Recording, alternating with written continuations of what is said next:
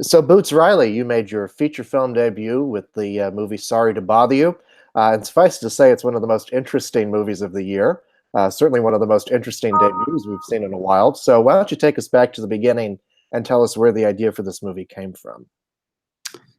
Yeah, well, I mean, I've done telemarketing before in my life and uh, grumbled while I was in the while I was in the cubicle that I would have revenge on the industry. So I think maybe that's like where it started. But I always I feel like anytime you put like where you are in context for the larger things that make up that create where you are, there's a there's a story in the connecting of those dots.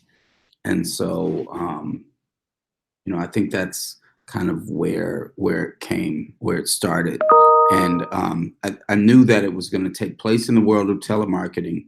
I knew there was going to be an on the job struggle, but other than that, when I started, I didn't know it would have any of the fantastical or surreal things. And that just came as I was trying to talk about certain things. So yeah. The things that you talk about in this movie, I mean, you cover a lot of ground in terms of, you know, uh, the way that we treat people in the workforce, with people of color, and all kinds of different things and issues, housing, things like that. So, can you talk about putting those ideas into this movie, and I guess where the fantastical elements kind of came from that? Yeah, well, I mean, when you have a scene and you try to put that in context of something more philosophical or the political positioning of that thing, could be a conversation or a physical piece.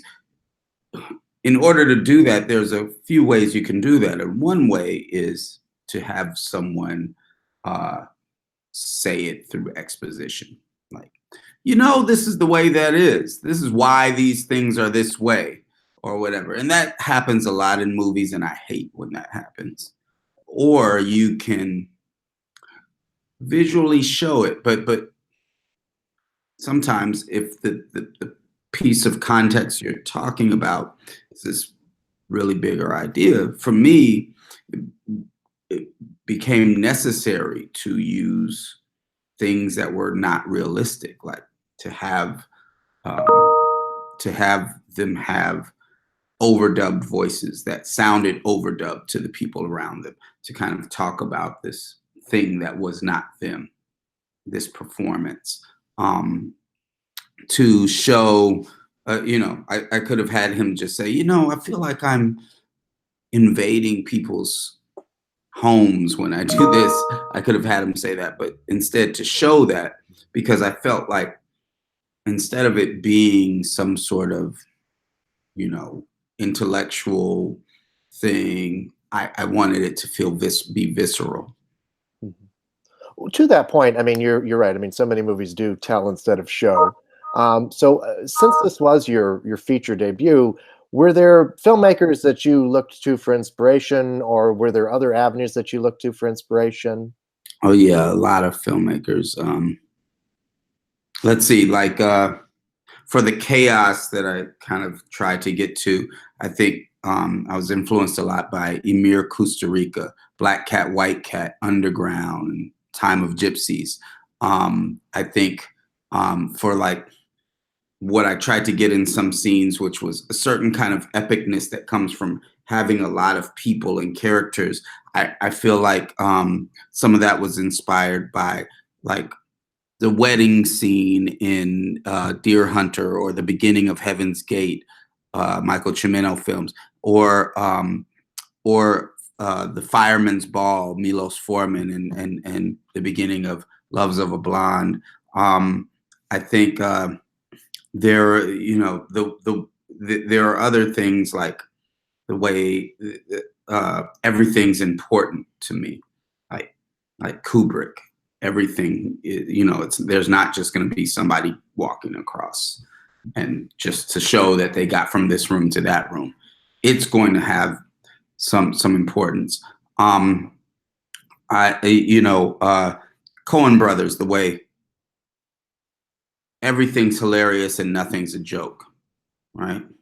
I also try to take from like literary things. I know that from music too. Like when you kind of strike upon something new and exciting, when you take an influence from something else that is not necessarily easy to do a one-to-one influence, like when there's a great piece of music that was inspired by a painting or something. So in this way, I also drew influences from literature that I love. So I think there's a lot of Invisible Man in this. I think there is a lot of Toni Morrison, Song of Solomon, Gabriel Garcia Marquez, 100 Years of Solitude. And not only in that some of those have magical realism in it, but in the way that they do the details. Like often in literature, there's so much detail, and you can really go wrong. I've seen people try to do that with film, and they try to duplicate the actual verbiage instead of duplicate what that person was trying to do with that verbiage. So they'll do it in dialogue or whatever. And so this, I try to, like, so someone like Toni Morrison or Gabriel Garcia Marquez, they might say, have a sentence like, he walked to the store slowly, and in his right hand was the coffee cup that his grandmother had murdered his grandfather with. And it was the coffee from last night that he was determined to finish. Now, an indie film producer would be like, just show him at the store, right? And so I had to figure out how I wanted, there was some juiciness to the details that might just seem like extra at first glance, but that I wanted to do visually. And so, and there a lot of collage sort of art is what also influences. But then there's the ones that people that are maybe even more obvious, like Spike Jonze, Charlie Kaufman, Michel Gondry. So like all of those, there's a shot in here, there's a scene in here that is stolen from a Paul Schrader movie, from Mishima. I just, I let my influences just be there. Yeah, you get it from all over it seems like. It's funny you mentioned Invisible Man, and it made me think about the journey that Lakeith Stanfield goes on in this movie. And there's a lot in this movie about identity and things like that. Can you just talk a bit about the journey that his character goes on in this film? Yeah, I mean, well, first, I think where he starts from is a place that we all are at through, through much of our lives. I think, which is a place of trying to figure out how,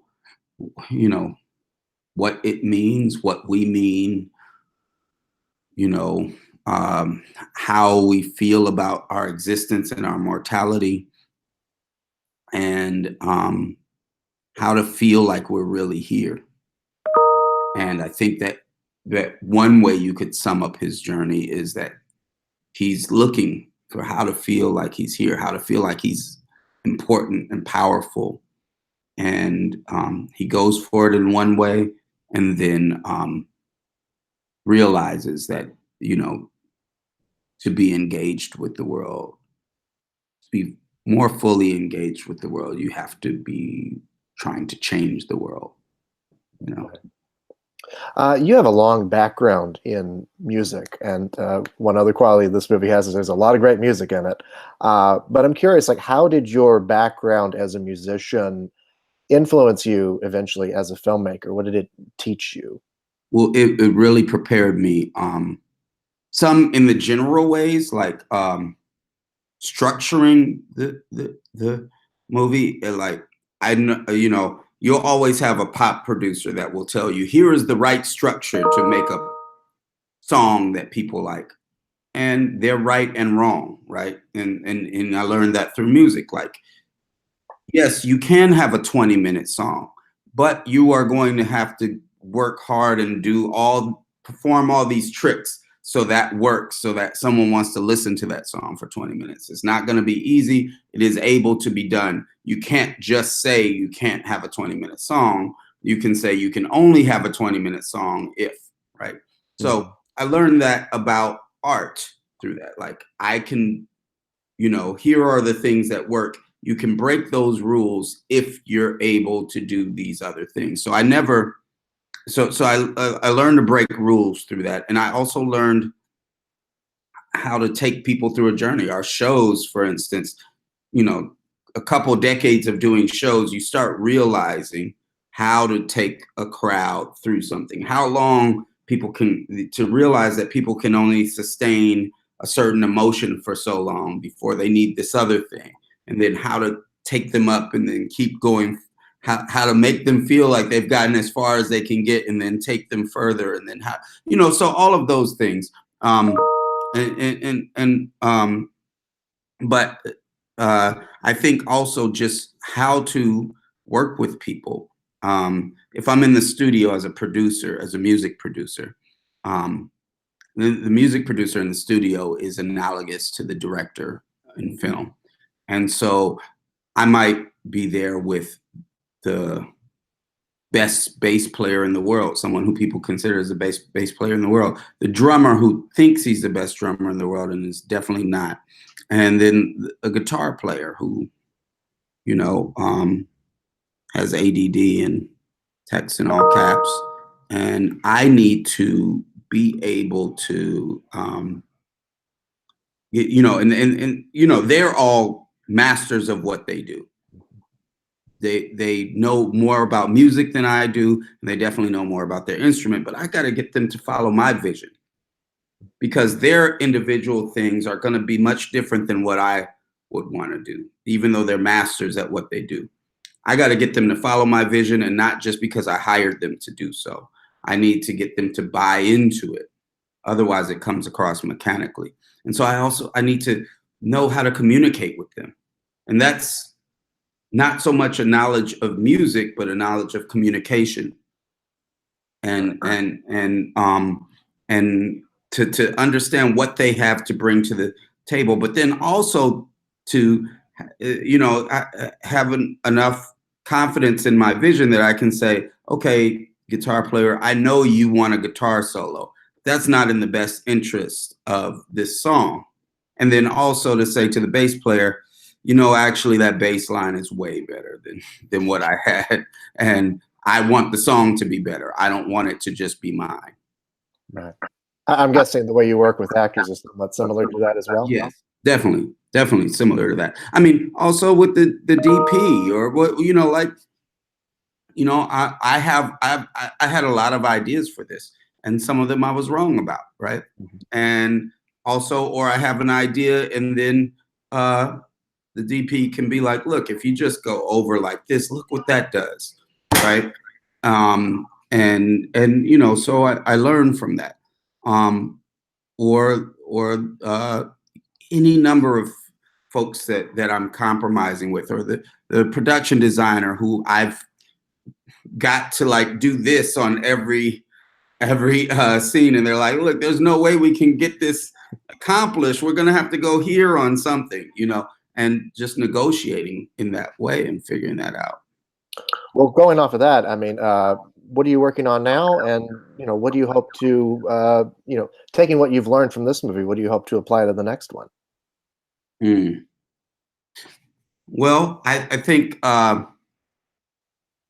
I think that what I have coming up is I have a deal for a feature. I can't really talk about that yet.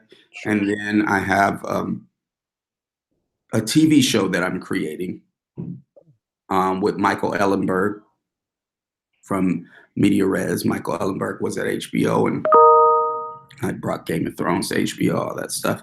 I'm doing I'm writing and directing an episode for Guillermo del Toro's Netflix horror anthology. And yeah, so got a, a few things business wise already set up, but I've got like dozens of ideas. I'm 47 and I've been wanting to make movies all this time. And I've been in a creative space all that time as well. So I have a lot of ideas that I've got up on the board that I'm developing. Well, that's probably the best news I've heard all day, knowing that there's about at least a dozen ideas of of Boots Riley movies. Well, I have way more than dozens, yeah, dozens, but yeah. I think I have 9 that are great. Yeah, that's how it usually works, right? Well, Boots Riley, thank you so much. Congratulations on the film. Oh, Appreciate thank you your for time. doing this. Thank you. You're Thanks. welcome. Have a good one. Bye.